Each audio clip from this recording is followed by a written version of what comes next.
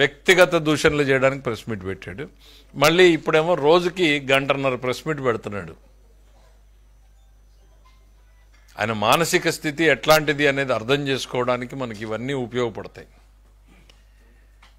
Democracy గురించి మాట్లాడే ముందు జగన్మోహన్ రెడ్డి గారు 2020లో కడప జిల్లాలో జరిగినటువంటి ఎన్నికలు ఒక్కటే ఎగ్జాంపుల్ తీసుకుందాం. 79% జెడ్పీటీసీలు ఏకగ్రీవంగా జరిగాయి. ఎంపీటీసీలు 76% ఏకగ్రీవంగా జరిగాయి. ఓన్లీ కడప జిల్లా, ఆయన జిల్లా గురించే నేను చెప్తున్నాను, రాష్ట్రం గురించి చెప్పట్లా. అది రాష్ట్రం మొత్తం కళ్ళు తెరిచి చూసింది ఆ రోజు ఏం జరిగింది అనేటువంటిది. 79% జెడ్పీటీసీలు 76% ఎంపీటీసీలని ఏకగ్రీవంగా చేసుకున్నటువంటి మీరు ఈరోజు డెమోక్రసీ అంటూ పెడబొబ్బులు పెడుతూ పొర్లుదండాలు పెడతా ఉంటే ప్రజలు నవ్వుకుంటున్నారు.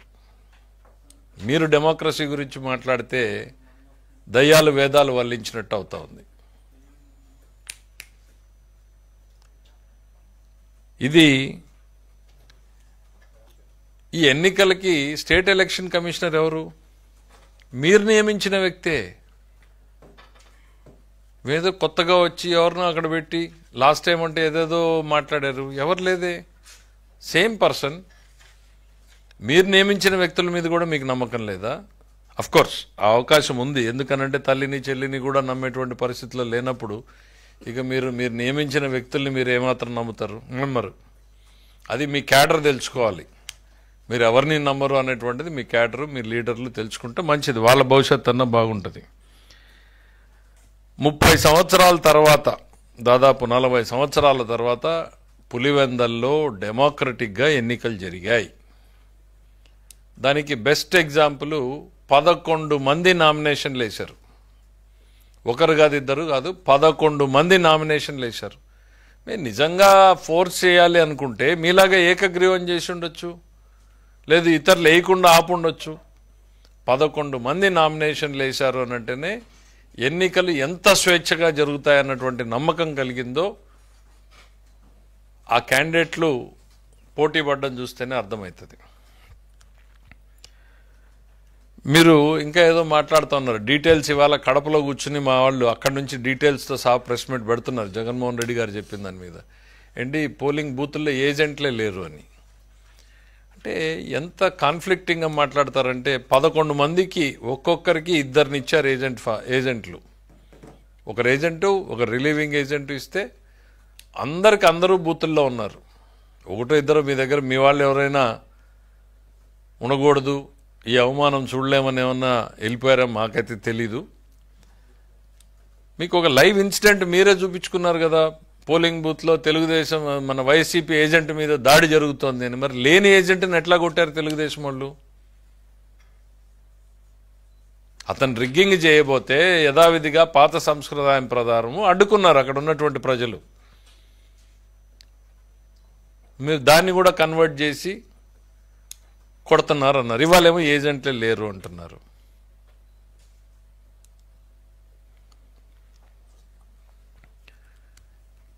ఇంకా ఆయన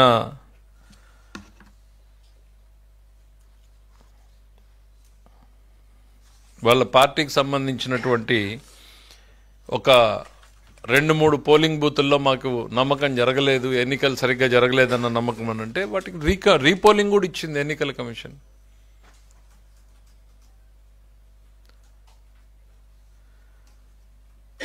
ముప్పై ఏళ్ల తర్వాత మొట్టమొదటిసారి డెమోక్రటిక్గా ఎలక్షన్ జరుగుతూ ఉంటే అక్కడ రిజల్ట్ ఏంది అనేటువంటిది మీ కళ్ళ ముందు కనపడతా ఉంటే ఓటమికి సాకులు ఎత్తుక్కున్నట్టుంది జగన్మోహన్ రెడ్డి గారు. గతంలో రాజా ఆఫ్ కరప్షన్ అని పుస్తకం వేసాము, ఇప్పుడు బహుశా రాజా ఆఫ్ ఫ్రస్ట్రేషన్ ఇంకేదన్నా పేరు ఎతకాల్సినటువంటి పరిస్థితి ఉంది మీకు. ఈ ఫ్రస్ట్రేషన్ కారణాలు 1 కాదు 2 కాదు, రోజు రోజుకి మిమ్మల్ని వెంటాడుతున్నటువంటి భయం మీ ఫ్రస్ట్రేషన్ కారణమని మేము నమ్ముతున్నాం.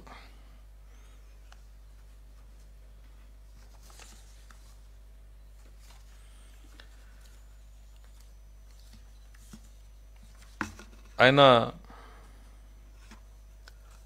2-3 సంఘటనలు ఏవైనా జరిగితే ఆ సాక్షి పేపర్లో ఎన్నికలన్నాక సహజంగా ఉద్రిక్తత అనేటువంటిది గ్రామాల్లో ఉంటుంది. అందులో స్థానిక సంస్థల్లో జరిగేటప్పుడు ఉద్రిక్తతలు గ్రామ స్థాయిలో జరుగుతూ ఉంటాయి. పోలీసులు 2 పార్టీలకి సంబంధించిన వాళ్ళని చాలా మటుకు అక్కడికి రాకుండా బయట తిరగకుండా వచ్చి ఓటేసి మాత్రమే వెళ్ళిపోయే రకంగా ఏర్పాట్లు చేస్తారు. ఇదేదో ఇవాళ కొత్త కాదు.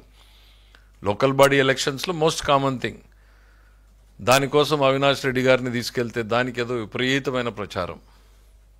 కానీ ఒకటి గుర్తుపెట్టుకోండి, రాష్ట్రంలో లా అండ్ ఆర్డర్ లేదంటున్నారు. నిన్న చూశారు దేశంలో నంబర్ 2లో ఉందన్నటువంటి రిపోర్ట్ని. మేము నంబర్ 1కి వెళ్ళాలా అనేటువంటిది మేము చూస్తూ ఉన్నాం. దానికి బెస్ట్ ఎగ్జాంపుల్ రాష్ట్రంలో లా అండ్ ఆర్డర్ ఉంది అనడానికి బెస్ట్ ఎగ్జాంపుల్ నేను చెప్తా ఉన్నా. దేశంలో అత్యంత ప్రతిష్టాత్మకమైనటువంటి సిబిఐ అవినాష్ రెడ్డిని కనీసం టచ్ చేయలేకపోయింది. ఇవాళ ఒక కానిస్టేబుల్ వెళ్ళి మీరు ప్రివెంటివ్ అరెస్ట్లో ఉన్నారు అని తీసుకురాగలిగాడు. That is the power of the police in this government. Law and order ఒక కానిస్టేబుల్ కూడా నియంత్రించగలడు అనడానికి ఇవాళ కళ్ళ ముందు ఎగ్జాంపుల్. మేము చట్టాన్ని ఇంప్లిమెంట్ చేయడానికి నిన్నేదో ఒక ఇన్సిడెంట్ చూసాం. ఒక ఆఫీసర్ చెప్పాడు ఇక్కడ యూనిఫామ్లో ఉన్నానని. అతను గర్వంగా చెప్పుకుంటున్నాడు నేను యూనిఫామ్లో ఉన్నాను. That is the pride this government has given to the police department. మీరు ఆ యూనిఫామ్ విలువను తీసేశారు, వాళ్ళకున్న గౌరవాన్ని తీసేశారు, వాళ్ళకున్నటువంటి ఆత్మవిశ్వాసాన్ని దెబ్బతీశారు. ఇవాళ యూనిఫామ్ వేసుకున్నాను నేను అనేటువంటిది ఈ విషయాన్ని గర్వంగా చెప్పుకోగలిగినటువంటి స్థితిలో ఇవాళ పోలీస్ డిపార్ట్మెంట్ ఉంది. కేంద్ర ప్రభుత్వంకి ఒక స్పెషల్ రిపోర్ట్లు పంపించారు. కర్నూలు జిల్లాలో మీరు అవినాష్ రెడ్డిని అరెస్ట్ చేయడానికి లా అండ్ ఆర్డర్లు వస్తాయి, సాధ్యం కాదు, ఇది అది అని మొత్తం అసలు రాష్ట్రం మొత్తం కూడా ఆ రోజు సినిమా చూసింది. ఇవాళ సింపుల్గా ఒక ఎస్ఐ, ఒక డిఎస్పీను, ఒక కానిస్టేబుల్ చేయగలుగుతున్నాడంటే ఈ రాష్ట్రంలో లా అండ్ ఆర్డర్ ఇంప్లిమెంట్ చేసేటువంటి వాళ్ళ మనోస్థైర్యం ఎట్లుందో మీరు ఎగ్జాంపుల్ తీసుకోండి. బికాస్ పైనుంచి ఎటువంటి ఒత్తిళ్లు లేవు. గతంలో మీ ఒత్తిళ్లు పనిచేసినాయి కాబట్టి ఆ పోలీసు వ్యవస్థ పనిచేయలేదు. ఇవాళ స్వేచ్ఛాయుతంగా ఉన్నారు కాబట్టి పోలీసు ఫ్రీగా ఫేర్గా పనిచేసేటువంటి పరిస్థితులు వచ్చినాయి. ఇవన్నీ మీకు నచ్చవు. డెమోక్రసీ మీద అసెంబ్లీలో కూడా కావాలంటే ట్రైనింగ్ క్లాస్ పెడతాం. మీరు మీ ఎమ్మెల్యేలు అటెండ్ చేయండి. మొదటిసారి మీరు డెమోక్రసీ, కాన్స్టిట్యూషను, చట్టాల గురించి మాట్లాడుతూ ఉంటే మాకు చాలా సంతోషంగా ఉంది. వాటి గురించి మరింత లోతుగా అసెంబ్లీ ట్రైనింగ్ సెషన్స్ పెడదాం, రండి.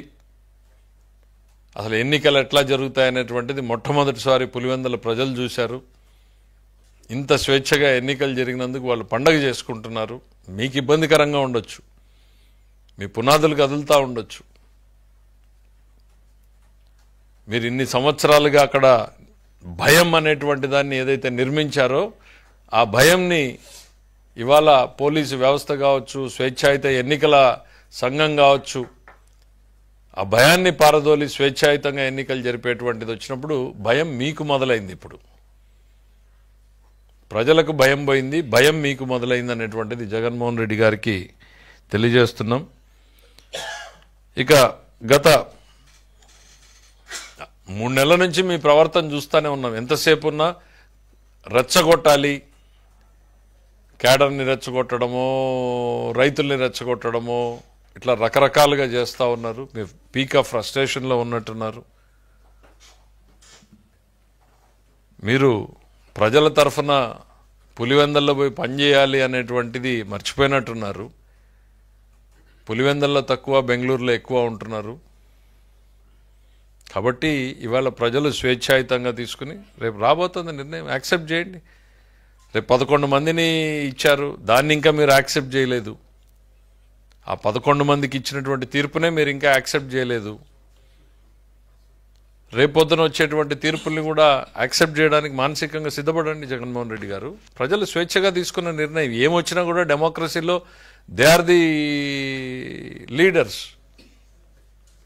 Thank you.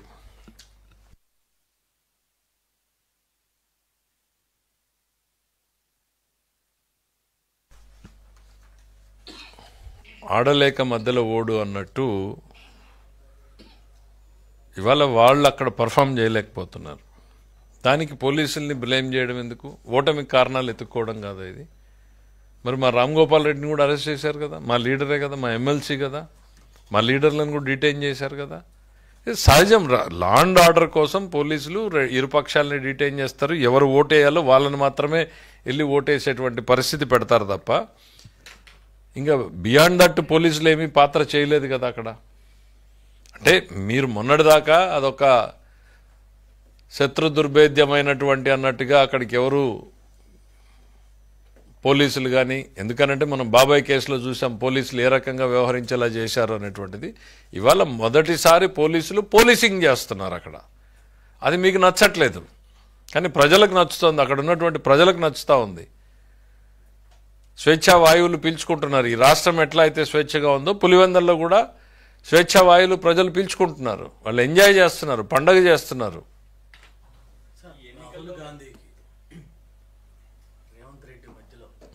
హాట్లైన్ నడుస్తుంది చంద్రబాబు గారిది, అందుకే ఆంధ్రప్రదేశ్లో గత ఎలక్షన్స్ గురించి మాట్లాడలేదని జగన్మోహన్ రెడ్డి అన్నారు. ఏ సబ్జెక్ట్ గురించి?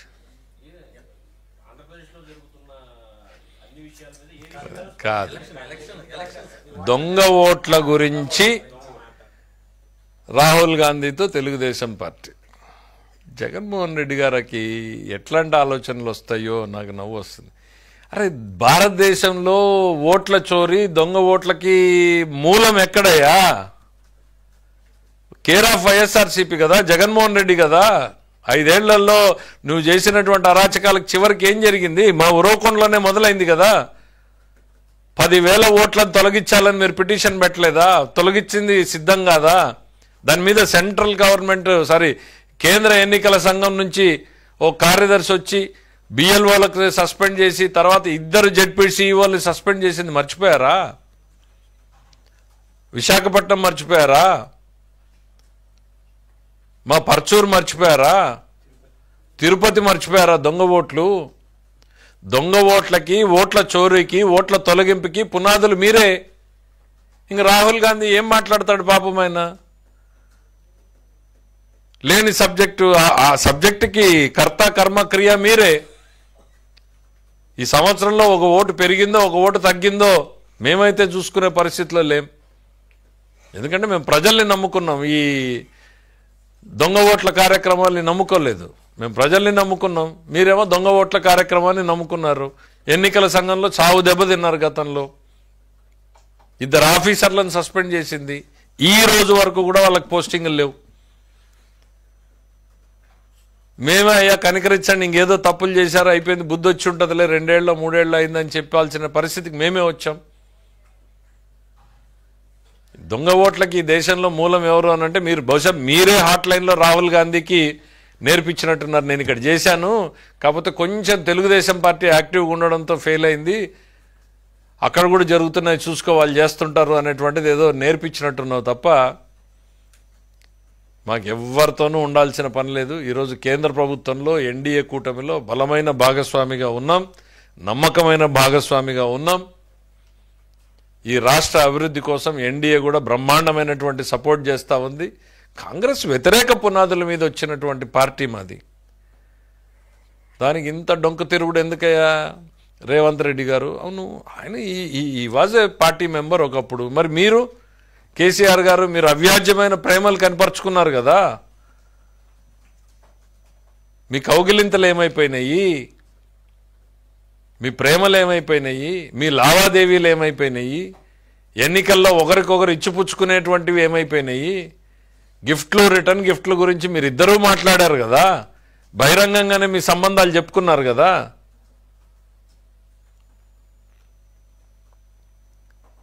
ఇవాళ మాకు ఎటువంటి అవసరం లేదు. చంద్రబాబు నాయుడు గారు is a very tall leader, very tall leader. ఆయనకి జాతీయ స్థాయిలో ఇవాళ ఆయనకున్నటువంటి రికగ్నిషన్ వేరు.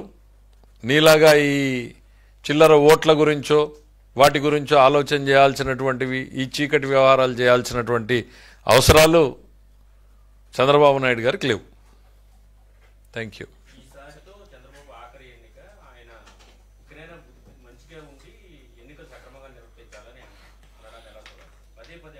అసలు జగన్మోహన్ రెడ్డి గారు నెక్స్ట్ ఎన్నిక చేస్తాడా? వాళ్ళ పార్టీ అధ్యక్షుడు మారతాడా? ఆయనే పార్టీ అధ్యక్షుడిగా కంటిన్యూ చేస్తాడా? చంద్రబాబు గారికి చివరి ఎన్నిక అని మాట్లాడుతున్నాడు. డెమోక్రసీలో కంటెస్ట్ చేసే అవకాశం ఉంటుందా? ముందు ఆయన్ని తేల్చుకోమను. మా గురించి మాట్లాడే ముందు తెలుగుదేశం పార్టీ 40 సంవత్సరాల పాటు ఎన్నో ఆటుపోట్లను ఎదుర్కొని నిలబడినటువంటి నాయకుడు చంద్రబాబు నాయుడు. మరో 10 ఏళ్లు ఖచ్చితంగా ఆయన లీడర్షిప్లోనే ఈ పార్టీ బలంగా ఈ రాష్ట్రంలో ఉంటుంది. ఆయనే ముఖ్యమంత్రిగా ఉంటాడు. అసలు ఎన్నికల్లో కంటెస్ట్ చేయడానికి మీరు అర్హులుగా ఉంటారో లేదో ముందు మీరు తెలుసుకోండి జగన్మోహన్ రెడ్డి గారు. Thank you.